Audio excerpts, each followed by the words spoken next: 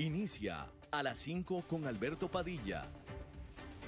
Un programa diseñado con el objetivo de llevarte diariamente un tema de actualidad, acompañado siempre de reconocidos editorialistas. De lunes a viernes a las 5 de la tarde por CRC 89.1 Radio. A las 5 con Alberto Padilla. Hola, ¿qué tal? Saludos, bienvenidos a esta emisión. En esta ocasión, a las 4:58 con Alberto Padilla. Otra vez, 2 minutos que le obsequia a usted, cortesía del señor David Guerrero, que está en los controles.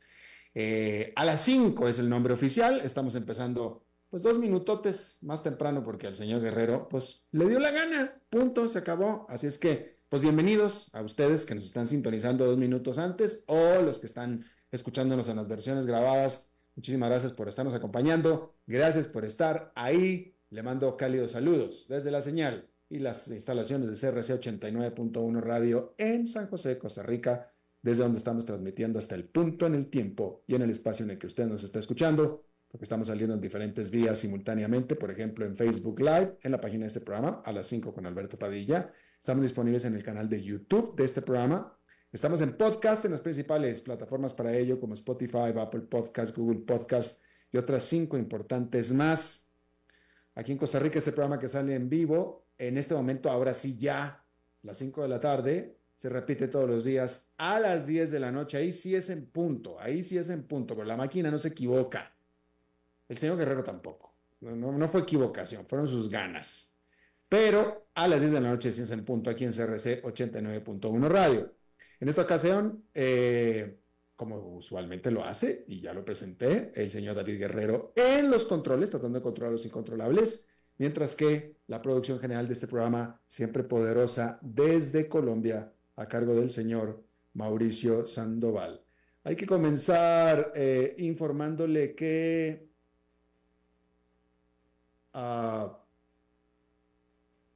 el primer ministro de Israel, Benjamin Netanyahu, defendió la guerra que está teniendo su país contra Gaza o contra Hamas en Gaza y su negativa a acordar un cese al fuego en una conferencia de prensa que fue bastante desafiante. Hay que decir que se trató de la primera aparición pública de Netanyahu desde que Israel recuperó los cuerpos de 6 de los rehenes en Gaza durante este fin de semana. Netanyahu le pidió perdón a las familias de estos rehenes y dijo que jamás pagará un alto precio. El lunes, una huelga general que inició en todo Israel con un enojo generalizado de la población por la incapacidad del gobierno de asegurar la liberación de estos rehenes que siguen mantenidos, secuestrados por Hamas. Cerraron centros comerciales, universidades y ministerios gubernamentales en Israel en protesta por la no efectividad en el gobierno para liberar a los rehenes y al contrario, los están regresando o los están encontrando muertos. En el caso de estos 6, los mataron justo porque iban a ser rescatados o por el avance que hizo las fuerzas de defensa de Israel. Hay otros que los han encontrado los cuerpos ya enterrados, etcétera. No, a estos, las fuerzas de defensa de Israel estaban avanzando sobre los túneles o sobre estos canales subterráneos o túneles, mejor dicho, y al sentirse ya cercados los captores, los mataron. Precisamente por eso. Hay que decir que aliados de Israel criticaron estas operaciones en Gaza. El presidente de los Estados Unidos, Joe Biden, dijo que más podría hacerse para asegurar un acuerdo que haga liberar a los rehenes, de acuerdo a lo que reporta la agencia Reuters. El canciller de la Gran Bretaña, David Lammy, dijo que Israel podría hacer más para hacer fluir la ayuda humanitaria a los civiles en Gaza. El país de la Gran Bretaña suspenderá 30 de sus 350 licencias de exportación de armas por las sospechas de que han sido utilizadas para cometer crímenes internacionales contra la humanidad. Por cierto que también Benjamin Netanyahu dijo que Israel nunca dejará el control de la zona fronteriza entre Gaza e Egipto.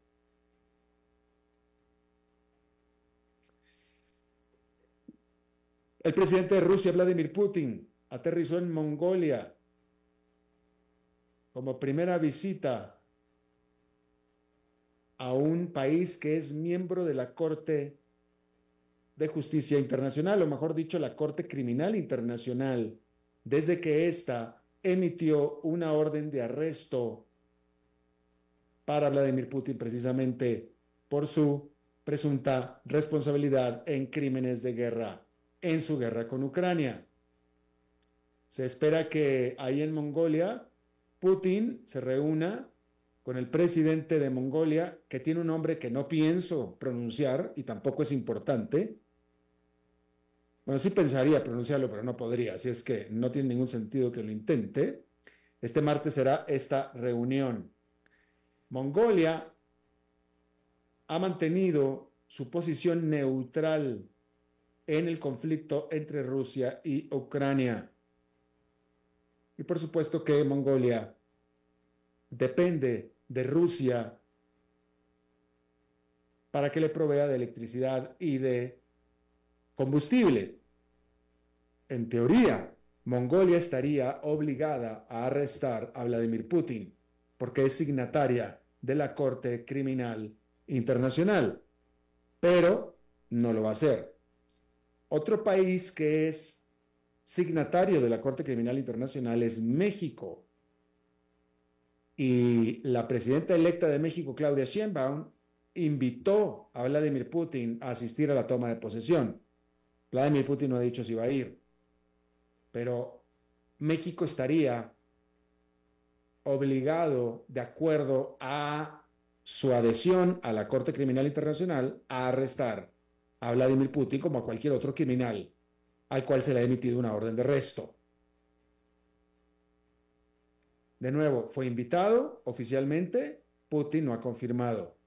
Probablemente no asista.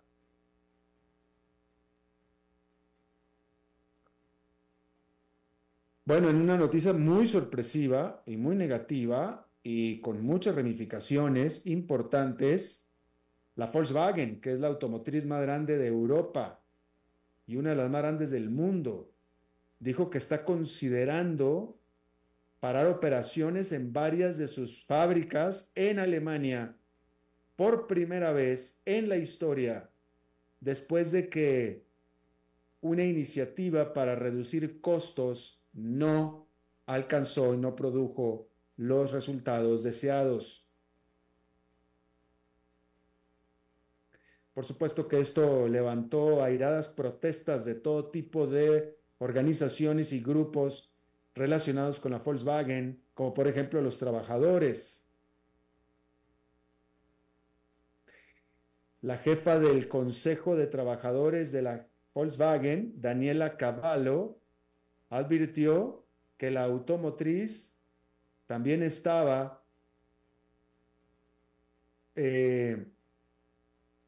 ¿cuál es la palabra que quiero usar? Que la Volkswagen estaba también renegando sobre sus acuerdos de salarios colectivos y los programas de seguridad laboral. Y todo esto porque Volkswagen previamente había prometido no reducir plantilla laboral antes del 2029. Mire, yo no soy empresario, yo no soy industrial, yo no soy director de una empresa, pero es muy difícil, vaya, discúlpeme, pero que cualquier empresa, la que sea, no importa, la que sea, estamos en el 2024. Aquí dice la nota que Volkswagen había prometido no reducir plantilla liberal antes del 2029. Quiero pensar que esta promesa la hizo Volkswagen este mismo año del 2024, pero probablemente la hizo antes, probablemente la hizo en el 2023, probablemente. Pero aunque la hubiera hecho este año, en el 2024, aunque esta promesa la hubiera hecho ayer, faltan en este momento 5 años para el 2029. No hay manera en que nadie, ni una empresa, ni siquiera Volkswagen, pueda prometer que no hay. O sea, lo prometerá, pero no puede cumplirlo. No sabe si lo puede cumplir, lo prometerá. Y puede ser sincero en la promesa, pero no puede saber si puede cumplir una promesa así. Sobre todo, tomando en cuenta que los salarios es el principal costo de una empresa. Entonces, es una falacia que una empresa prometa algo así y que el sindicato se la trague. ¿Por qué? Porque pasa lo que está pasando en este momento. No sé cuándo hizo la promesa, pero estamos en el 2024, a 5 años de 2029, y ya Volkswagen está renegando sobre esta promesa. Y claro, por supuesto que la está renegando si es que es verdad que le está yendo tan mal, que parece ser que es cierto. Por supuesto que está renegando. Es lo primero que tiene que hacer una empresa, reducir costos. Y el principal productor de costos de una empresa es la plantilla laboral. Entonces, pues allá que les vaya bien a la empresa que lo promete y al sindicato que se lo cree. Y eso es lo que está pasando en este momento en Volkswagen. De todos modos, no quita que es una tremenda noticia, muy tremenda y muy importante. Volkswagen es la productora de automóviles más grande de Europa, si no estoy equivocado, la segunda más grande del mundo y probablemente también la principal exportadora de Alemania. Entonces, desde cualquier punto de vista, es una noticia bomba. Y bueno, por lo pronto, muy probablemente también se trata de pues un salvo para ver, o sea, es decir, seguramente está en problemas la Volkswagen y seguramente tiene problemas muy serios para que haya dado esta noticia. No me queda claro si efectivamente está pensando seriamente en cerrar plantas productoras, pero si tiene problemas y lanzó la noticia para ver la reacción y está valorando la reacción para ver entonces ahora sí qué medidas concretas menos extremas que esta tomar. Esa es conjetura que estoy haciendo yo en lo personal, pero de cualquier manera estaremos siguiendo este caso y le estaremos informando. La candidata por el Partido Demócrata a la presidencia de los Estados Unidos, Kamala Harris, también se espera que se oponga, por supuesto que estamos cambiando de tema, se espera que se oponga a que la empresa japonesa Nippon Steel compre a la acerera más grande de los Estados Unidos, US Steel, en un acuerdo que anunciaron hace unos meses. Y esta noticia se esperaba que hiciera Kamala Harris en su visita a la ciudad de Pittsburgh, en Pensilvania, que es donde está basada US Steel. El presidente Joe Biden se opuso a la adquisición de Nippon Steel de su rival estadounidense. Donald Trump, el candidato republicano, también se opone. El sindicato de US Steel también se opone. Kamala Harris, quien aspira a suceder a Joe Biden, por supuesto que se está congraciando con los trabajadores en su campaña en estados péndulo como son Michigan y precisamente la propia Pensilvania. Este es un asunto, es entendible el sentimiento nacionalista a la hora de que una japonesa dice que se quiere comprar a la que es la acerera más grande de los Estados Unidos. A Estados Unidos en un momento llegó a ser una potencia mundial acerera. Ya no lo es más. Y la industria acerera de los Estados Unidos era verdaderamente una gran industria.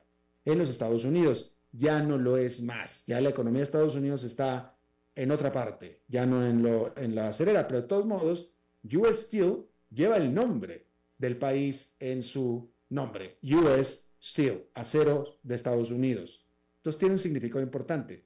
El problema es cuando quien quiere comprar a esta empresa, que es US Steel, y se arropan o se generan estos nacionalismos, es por parte de un país aliado, que es Japón. Vaya, es totalmente entendible cuando el que quiere hacerlo es China. Totalmente entendible cuando quien quisiera hacerlo es Rusia. Pero Japón es un país súper aliado de los Estados Unidos. Entonces, no deja de tener algo de conflicto y de problema en la relación bilateral cuando este tipo de situaciones se están dando. Porque, de nuevo, Japón es un país amigo, es un país súper aliado de los Estados Unidos. Pero en esta ocasión están generándose estos sentimientos nacionalistas. Hay que decir que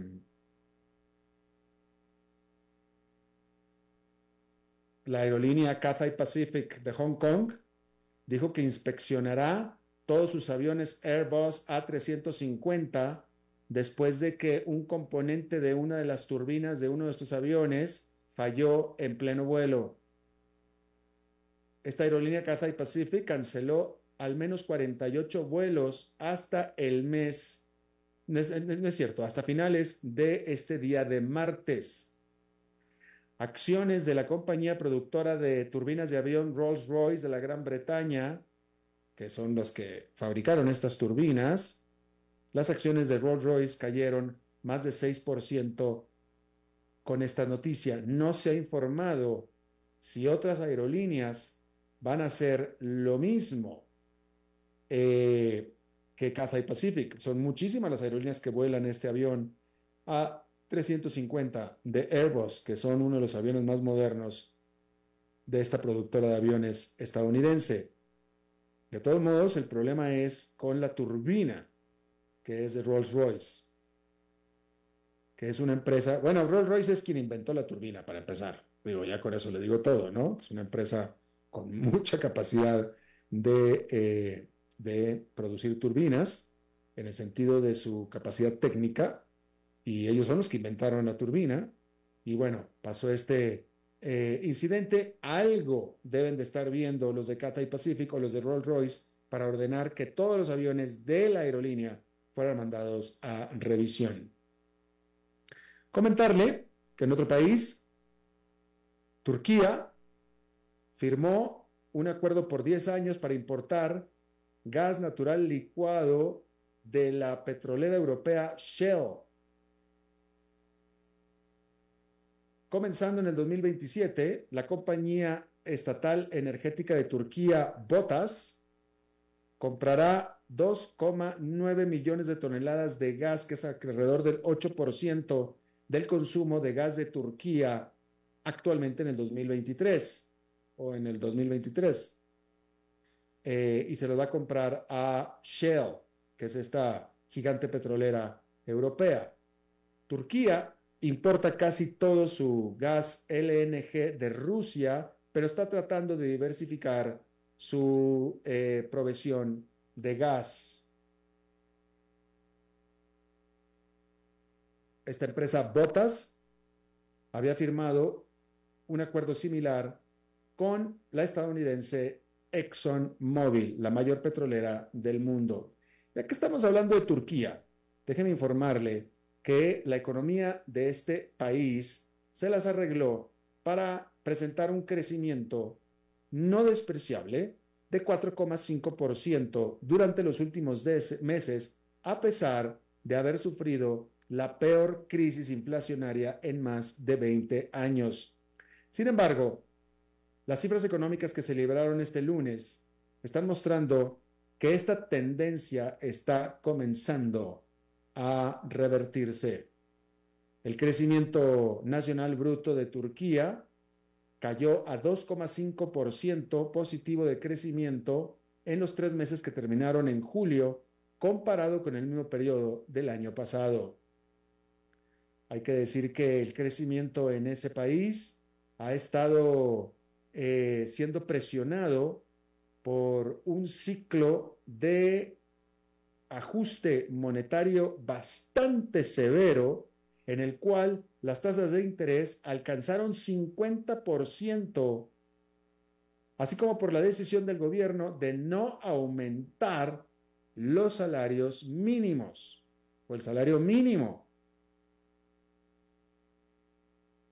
Sin embargo, parece ser que vienen algunas mejores noticias porque este martes se está esperando que el dato que se va a liberar sobre los precios al consumidor, y ahí los analistas están esperando que la inflación muestre que ha caído al nivel de 53%, o mejor dicho, abajo el 53%, lo cual significa que va a ser 52 y feria.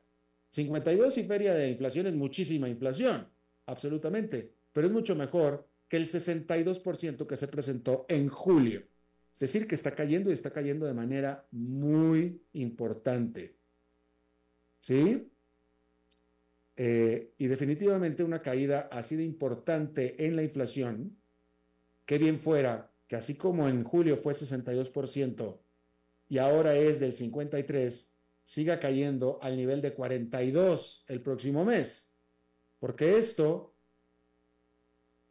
va directamente a favor de la capacidad de compra del consumidor turco, la cual la capacidad de compra ha sido severamente afectada en los últimos años, como estábamos viendo. Bueno, por cierto, solamente comentarle que el Papa Francisco comenzó este lunes lo que es su gira internacional más agitada y más larga en lo que va de su papado.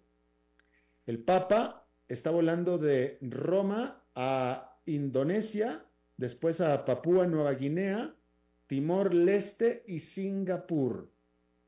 Va a volar alrededor de 30,000 kilómetros el Papa y va a pasar más de 40 horas en el avión en 12 días. Estamos hablando de que el Papa Francisco tiene 87 años y no está bien de salud, mucho menos las piernas. Le pasa al Papa Francisco lo que le pasaba a mi padre, quien falleció, por cierto, a 10 días de cumplir 87, en el que mi padre tenía 87, pero sus piernas tenían 107. Y al Papa le está pasando más o menos lo mismo. Pero bueno, ahí está yendo el Papa en esta gira importantísimo y bastante pesada, bastante pesada. Usted que es viajero, usted viaja, imagínese, usted que es que viaja, imagínese usted 3 países, a ver, está yendo a Indonesia, a Nueva Guinea, Timor-Leste y Singapur, 4 países en 12 días, 40 horas en el avión en 12 días y encima tener 87 años y no estar bien de salud. Es duro, ¿eh? Es bastante, bastante duro. Bien. Déjeme comentarle también sobre la semana pasada, BHP, que es la más grande minera del mundo, anunció sus resultados trimestrales. Esta minera reportó un aumento en sus rentabilidad o en sus utilidades del 2% para alcanzar 13,700 millones de dólares. Sin embargo, en un ambiente de condiciones bastante retadoras. Pero no está mal, ¿eh? Una utilidad, lo que le queda en el bolsillo ya, lo que es de usted para disfrutar de 13,700 millones de dólares. No está nada mal, ¿ah? Hay que decir que, sin embargo, como decíamos, la circunstancia en general es bastante retadora con nubarrones en el porvenir porque, pues, primero que nada, una desaceleración muy importante que se está dando en China, presionada por el mercado de vivienda, ha deprimido muchísimo la demanda por el hierro, el cual se utiliza para elaborar acero. El hierro también ha sido un producto que le ha generado muchísimas ganancias a BHP, con lo cual ha estado fondeando o financiando sus inversiones en otras áreas, como por ejemplo en lo que es el cobre, porque el cobre está en muy alta demanda, porque se usa muchísimo en los vehículos eléctricos, en los centros de datos o data centers y las líneas o los cables eléctricos, las líneas de poder, los cables eléctricos. ¿Sí? Recientemente, BHP incrementó su producción de cobre mediante adquisiciones. Apenas en julio adquirió de la mano de otra minera a la minera sudamericana Filo Corp, que es una minera productora de cobre, en una compra de 3.250 millones de dólares. El año pasado también BHP había adquirido a OZ Minerals, que es una productora de cobre de Australia, y esa fue por 6.400 millones de dólares. Sin embargo, la madre de todas las adquisiciones que quiso hacer BHP, que fue comprar a la gigante Anglo American por 49.000 millones de dólares, así es como se da cuenta usted que una compra muy importante de 6.400 millones de dólares como la que hizo por la OZ Minerals o 3.250 millones de dólares por Filo Corp son en realidad chiquitas y son operaciones de miles de millones de dólares. ¿Por qué? Bueno, porque quiso hacer otra de 49.000 millones de dólares por Anglo American, sin embargo, esta se vino abajo, no se la autorizaron. Y esta Anglo American tenía muy importantes activos productores de cobre. Sin embargo, pues a pesar de este revés, BHP pues tiene que seguir adelante. Ya ha estado delineando sus planes para expandir su producción de cobre en sus minas en Chile, en Australia y en Argentina. Así es que tiene usted esto. Este lunes, 2 de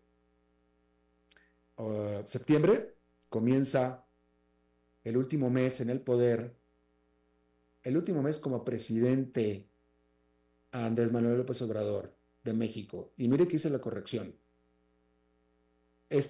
Comienza el último mes como presidente de Andrés Manuel López Obrador. Dudo mucho que su último mes en el poder. Eso sí, lo dudo demasiado, francamente. Este domingo presentó lo que se supuestamente iba a ser o era su informe de gobierno final.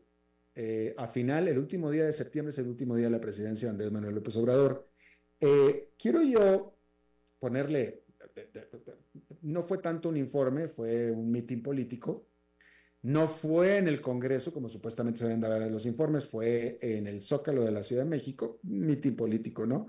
Pero fíjese usted esta declaración,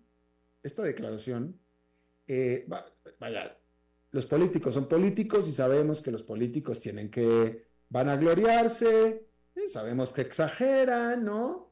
Pero ya los mexicanos supongo que están acostumbrados a que cuando habla Andrés Manuel López Obrador, aplican el dicho de a palabras de borracho, oídos de cantinero, ¿no? Porque fíjese usted esta declaración, nada más, le voy a presentar esta declaración, esta es una declaración, pero escúchela usted, por favor, escúchela. Esto la dijo este domingo el presidente de México. Salud. Voy a ponerlo desde el principio porque estaba empezado.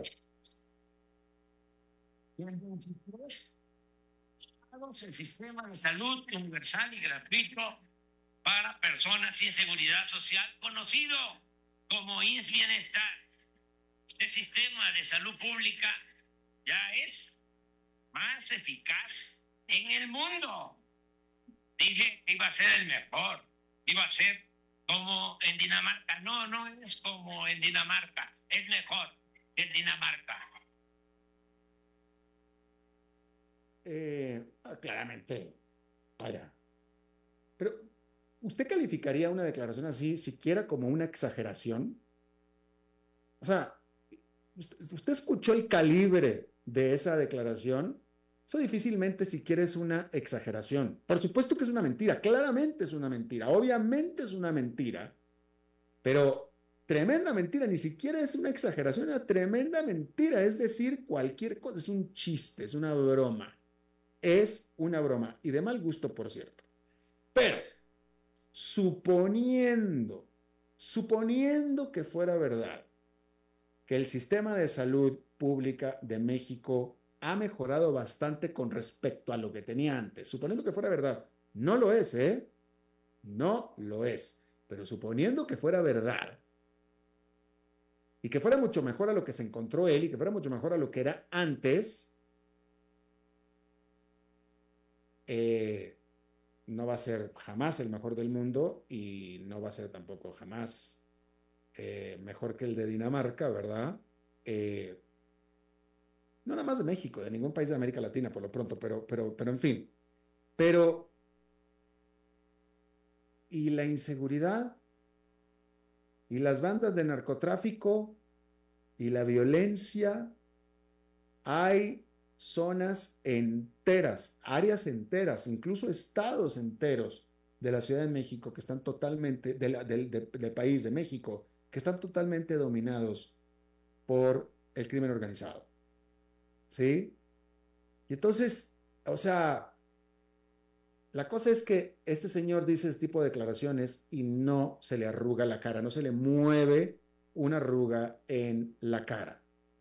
Y entonces el punto es que el presidente de México vive en otra realidad, él vive en otro país, él está en otra onda, dice un discurso totalmente lo que le gusta, lo que él quiere, habla de lo que él quiere, habla de lo que le gusta, que no tiene absolutamente nada con la realidad del país, ¿no? Ahora, la pregunta es qué va a pasar a partir de un mes, de que se termine este mes. Yo eso lo había comentado aquí. Normalmente, o sea, en el caso de Joe Biden, simplemente hablemos de Joe Biden, pero esto se repite en todos los países de América Latina y en México ciertamente. Cuando existe un presidente electo, en este caso no hay presidente electo todavía en Estados Unidos, ya lo habrá, pero ya hay dos candidatos presidenciales, ya nadie se acuerda del presidente, que es Joe Biden, nadie se acuerda. La atención se pone sobre el que viene, sobre los que vienen, ¿sí? Y en México era igual. En México se elegía un candidato electo y ya nadie se hablaba más del presidente que se iba, del saliente, y jamás se vuelve a saber de él, nunca en la vida. Bueno, Claudia Sheinbaum toma posesión en un mes y es fecha todavía hasta este momento que sigue hablándose más de Andrés Manuel López Obrador que de Claudia Sheinbaum, porque Andrés Manuel López Obrador está pareciendo más que Claudia Sheinbaum. No porque sea más popular necesariamente ni nada de eso, sino que él simplemente sigue en el papel protagónico. Todas las giras que ha hecho Claudia Sheinbaum como presidenta electa ha sido de la mano, literal, de la mano de López Obrador. Entonces, hasta ahora, López Obrador es un presidente que no se quiere ir. Vamos a ver si se va a querer ir hasta el último momento o simplemente no se va a ir. Yo creo que no se va a ir. Yo creo que México va a tener, sinceramente, dos presidentes sentados. Un presidente constitucional y otro de facto. Sinceramente lo creo así. Y está dando todas las señales López Obrador de que así va a ser. Pero eso lo veremos en un mes.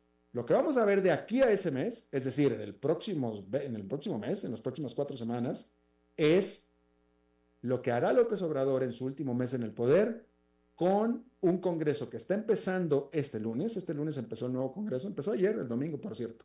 Empezó ayer domingo, el 1 de septiembre, con mayoría absoluta, en la cual a partir de ayer y hasta que deje el poder como presidente, el presidente López Obrador tiene el poder y la facultad de hacer literalmente lo que se le plazca con un Congreso con mayoría absoluta del partido del presidente. Él ya ha anunciado que es lo que quiere hacer, la reforma judicial, etcétera. Yo estoy apostando que va a sacar sorpresas de cosas que no ha dicho que va a hacer y que quiere hacer y que puede hacer. Y la pregunta es, déjame le hago esta pregunta y con eso vámonos a la entrevista. Si usted, que me está escuchando, tuviera el poder de hacer lo que se le antoje, en la posición en la que usted está, o si usted fuera político, pero en la posición en la que usted está, si usted tuviera el poder de hacer lo que usted quiera, si usted tuviera el poder de cambiar las leyes a que la favorezcan a usted, de la manera que sea, para que usted sea más rico, para que usted sea más poderoso, lo que sea, ¿no lo haría? Por supuesto que lo haría. Pues si tiene el poder de hacerlo legalmente, por supuesto que lo haría. Cualquiera lo haría. Cualquiera lo haría. Y López Obrador lo va a hacer. Y lo vamos a estar informando en las próximas 4 semanas. Vamos a hacer una pausa y regresamos con nuestra entrevista de hoy.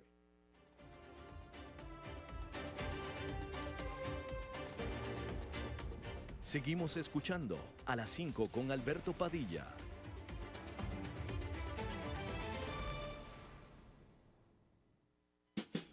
Para llegar pronto al trabajo, sea inteligente, porque si pasamos uno a la vez, el tránsito no se detendrá.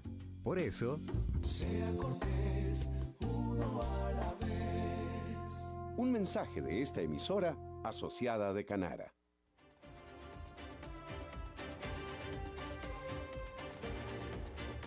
Seguimos escuchando a las 5 con Alberto Padilla. Gracias por continuar con nosotros. Recientemente, hace un par de semanas nada más, un poco más que eso, el flamante gobierno de Panamá acordó con el gobierno de los Estados Unidos el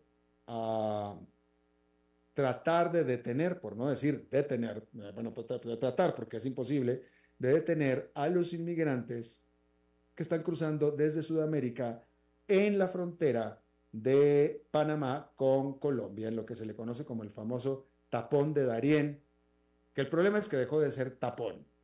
Y esto es un esfuerzo que se está trasladando mucho más al sur, porque el primer esfuerzo que hizo la administración del presidente Joe Biden es de evitar el cruce de la frontera entre México y Guatemala, para lo que le encargó el trabajito a México. Claramente infructuoso, y ahora se fueron mucho más al sur con la frontera de Panamá con Colombia por parte de Panamá. Un acuerdo que, por cierto, Panamá está ahora renegando. Está con nosotros de vuelta Óscar Chacón, él es cofundador, exdirector ejecutivo y actual asesor de estrategias de la Alianza Américas, que es esta red nacional de organizaciones latinoamericanas de servicios para inmigrantes. Y bueno, yo creo que con toda justicia pudiéramos decir que tú eres un activista pro inmigrante. Óscar Chacón, tú mismo eres inmigrante también. ¿Cómo estás? Bienvenido de nuevo. Pues muchas gracias, Alberto. Efectivamente soy inmigrante y he trabajado en estos temas por más de 40 años. Claro. ¿Cuál es, primero que nada, como inmigrante y como activista pro inmigrante en los Estados Unidos, cuál es tu primera impresión, reflexión sobre este acuerdo entre Washington y Panamá? Bueno, se trata de un acuerdo, parte de un esfuerzo que inició de manera formal a partir del año 2014. Todavía estaba Barack Obama en la presidencia de Estados Unidos, y ha sido un esfuerzo que en concreto ha significado la versión estadounidense de la externalización de su política fronteriza, su política migratoria. Tú lo dijiste correctamente, México ha sido el primer territorio nacional donde la política estadounidense esencialmente rige la acción del gobierno mexicano cuando de contener flujos migratorios se trata. Pero la administración Biden ha sido muy activa en buscar acuerdos bilaterales con una serie de países, no solamente México, sino también Guatemala, Costa Rica, Panamá, Colombia, Ecuador, que son países que ahora constituyen prácticamente una alianza para efectos prácticos de contención de los flujos migratorios. Exacto. Y esto porque lamentablemente nadie ha podido verdaderamente pensar e implementar mucho menos una estrategia que tenga sentido en cuanto a qué hacer con la realidad inevitable de los flujos migratorios en el continente americano. Comenzando por el hecho que en Estados Unidos hay que recordar que la migración toda, tanto la que llega de forma autorizada como la que llega sin permiso, vamos a decir, toda le ha sido extremadamente beneficiosa a los Estados Unidos en cualquier campo que uno lo quiera analizar. Sin embargo, es un tema contencioso y en momento de campaña electoral, mucho más. Pero, Oscar, ¿cuál es la lógica? Explícame tú, si tú la conoces, la lógica de Washington de pensar, bueno, tengo mi problema yo en la frontera México-Estados Unidos que yo no puedo resolver. O sea, yo no puedo contener al flujo de inmigrantes que vienen cruzando de México hacia Estados Unidos. Voy a intentar mejor que México sí los contenga en la frontera con Guatemala. No se logró. Ah, bueno, ahora voy a querer mejor que lo haga Panamá en la frontera con Colombia. ¿Cuál es la lógica? Si no pudo el propio Estados Unidos en su propia frontera, ¿cómo pretende que los demás sí puedan?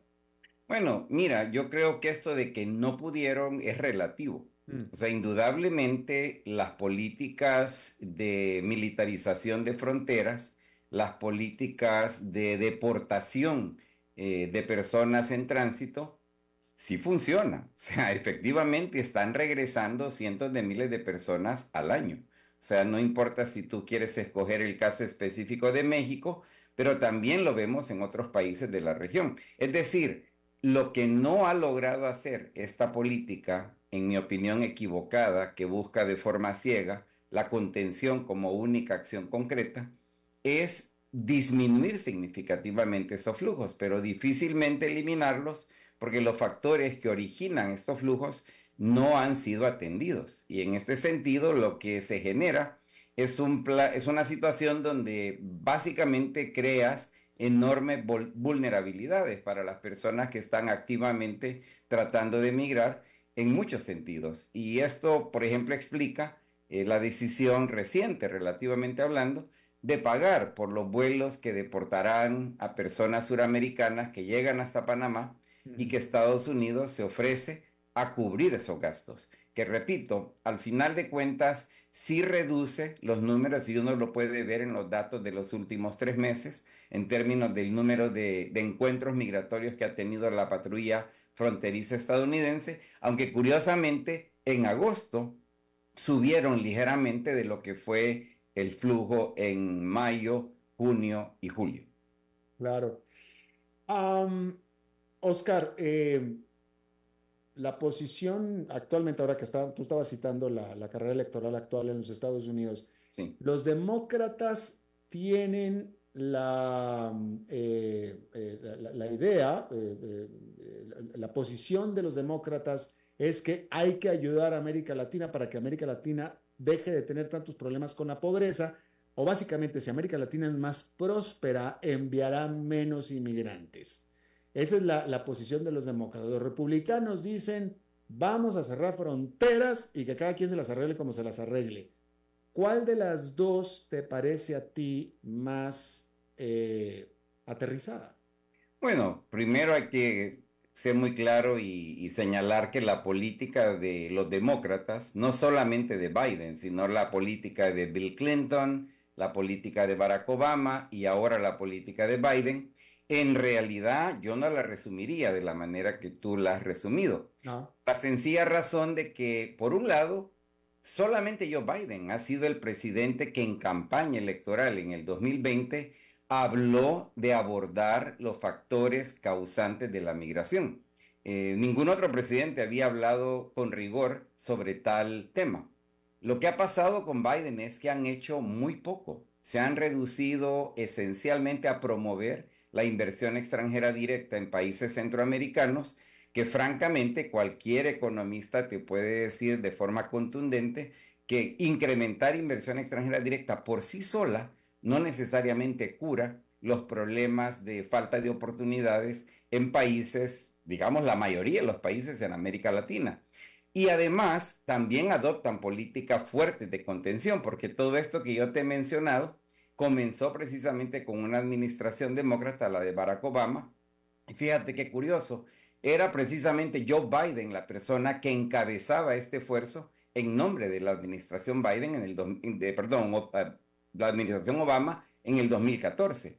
Y en este momento la situación realmente es una en la cual tienes a los republicanos que son, como tú bien lo dijiste, muy francos en decir, a nosotros no nos importa por qué la gente está llegando, simplemente no lo vamos a dejar entrar y ahí se acaba el problema. Y los demócratas te dicen, no, hay que ver qué es lo que está pasando con las causas, no hacen mucho al respecto, pero también contienen la migración de forma rigurosa sin crear suficientes caminos autorizados para que la migración suceda de una manera más productiva para todas las partes involucradas.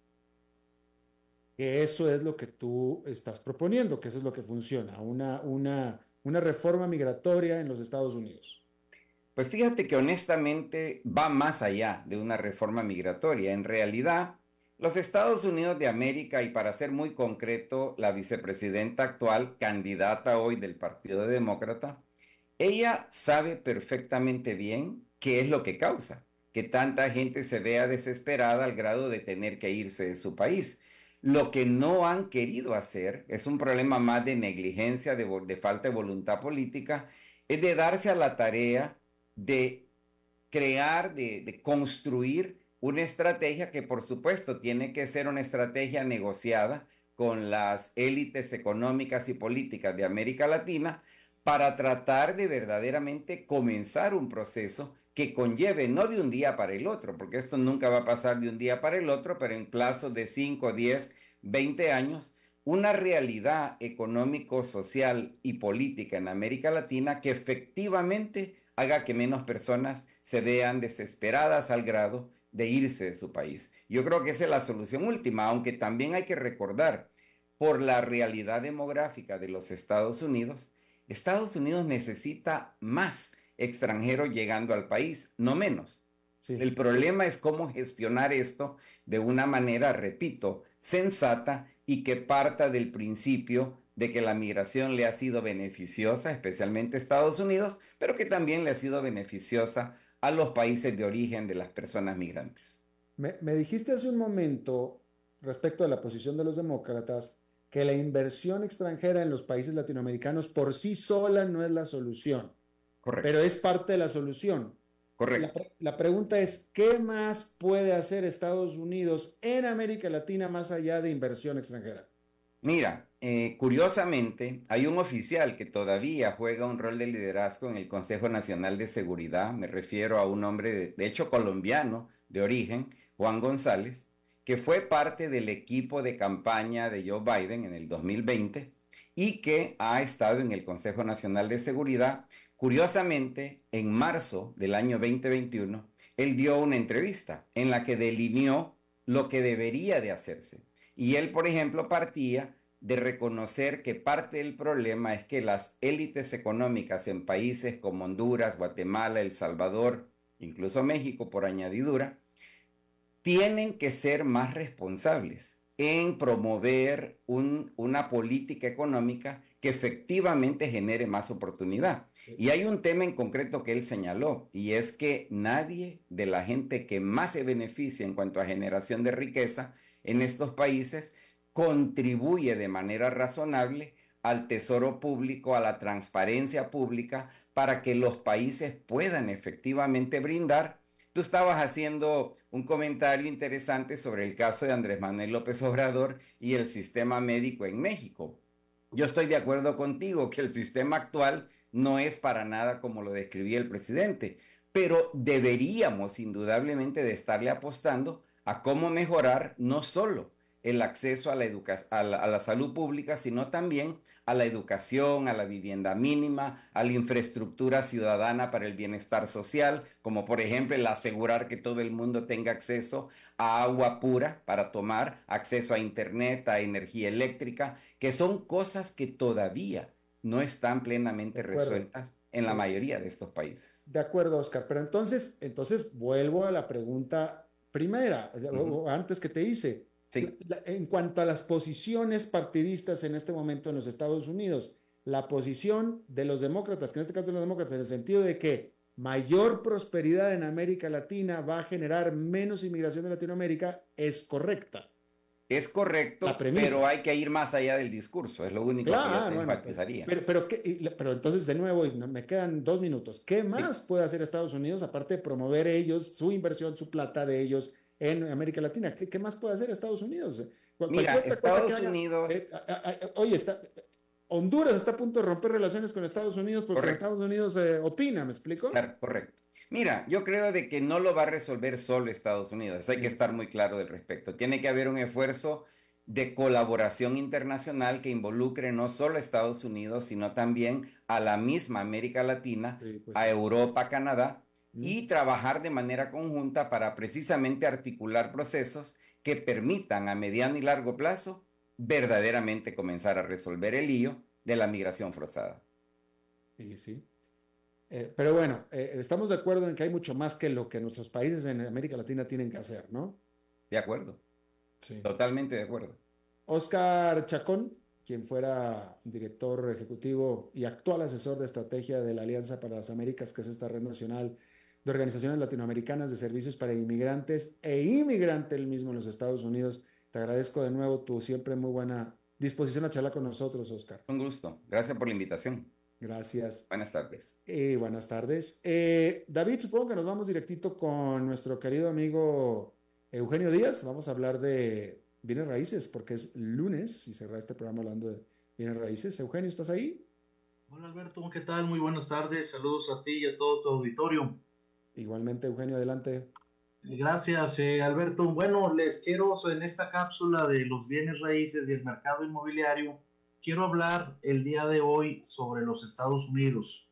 Y es que resulta que este es un país que tradicionalmente la gente ha preferido comprar su casa propia, ya sea su primer vivienda o inclusive invertir en 2 o 3 o más viviendas. Sin embargo, se está convirtiendo en un fenómeno muy interesante en los últimos tiempos allá en los Estados Unidos, Alberto, porque resulta que, de acuerdo a un estudio, nos dice que en los últimos 5 años los precios de vivienda en los Estados Unidos han subido un 39% más que los alquileres en la mayoría de las ciudades allá en los Estados Unidos. Así es que rentar hoy en día para los estadounidenses es una opción más asequible y resulta ser que casi el 100% de las ciudades en los Estados Unidos es más económico rentar una casa que comprarla, de acuerdo a este estudio.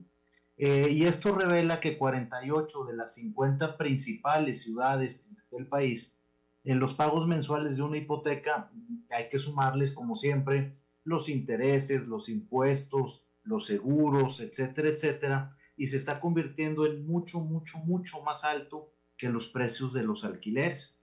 Así es que en Cleveland, por ejemplo, estimado Alberto, el precio de una casa que se hizo el ejercicio de $187,000, una pequeña casita para los costos de allá, el pago mensual típico de la hipoteca es de $1,331, mientras que alquilar esa casa vale $1,400. Es decir, hay una diferencia de $70 que se paga en comparación con el alquiler.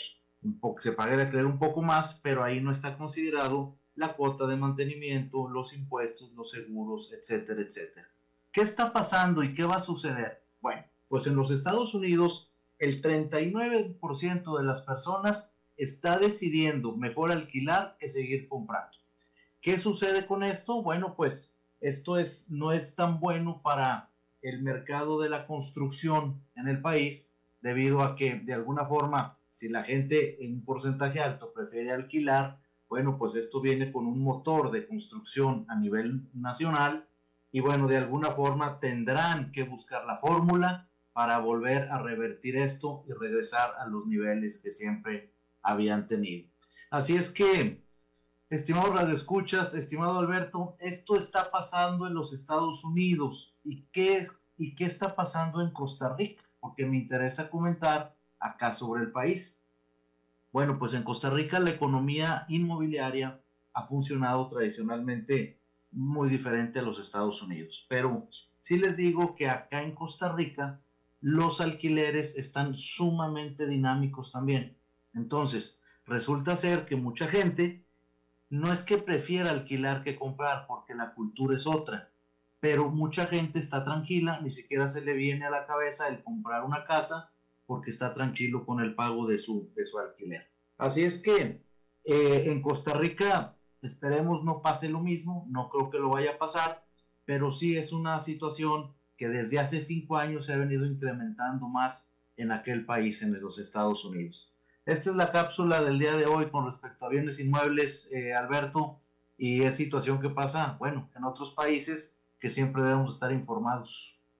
Definitivamente que sí. Oye, Eugenio, háblanos de tu programa especializado, temático especializado en bienes raíces. Con mucho gusto, y me encantaría que lo escucharan tú y todo tu auditorio, todos tus radioescuchas. Es un programa que se transmite por esta misma emisora, CRC 89.1 Radio, los sábados de 1 a 2 de la tarde. El programa Club Inmobiliario Radio, un programa que analizamos y tocamos únicamente temas inmobiliarios del mercado nacional e internacional, dedicado a los bienes raíces al 100%. No se lo pierda los sábados de 1 a 2 de la tarde por esta emisora. Bueno, pues ahí está, Eugenio Díaz. Muchísimas gracias por tu segmento, como todos los lunes. Muchas gracias, Alberto. Gracias a ustedes. Les deseo que tengan una excelente semana y nos escuchamos el próximo lunes. Así es, excelente semana para ti también. Y eso es todo lo que tenemos por esta emisión de A las 5 con su servidor Alberto Padilla. Muchísimas gracias por habernos acompañado. Espero que termine su día en buena nota, en buen tono, y nosotros nos reencontramos en 23 horas. Que la pasen muy bien. A las 5 con Alberto Padilla fue traído a ustedes por Transcomer, puesto de bolsa de comercio. Construyamos juntos su futuro. Somos expertos en eso. El agua es vida, salud y bienestar. Por eso, vos y los tuyos necesitan agua purificada, ozonizada y embotellada San Ángel. Hace que tu vida sea más larga y saludable con agua San Ángel. Disfrútala naturalmente y viví una experiencia